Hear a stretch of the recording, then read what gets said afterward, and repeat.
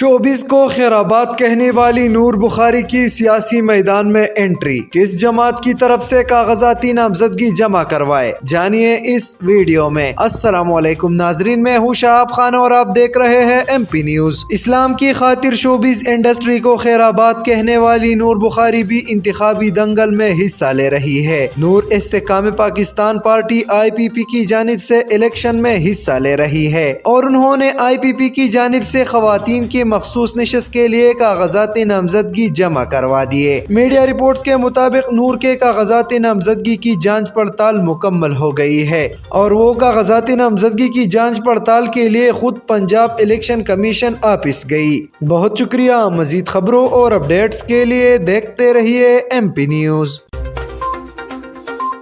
M P news Swat سمیت ملکی اور غیر ملکی خبریں آپ تک پہنچائے سب سے پہلے۔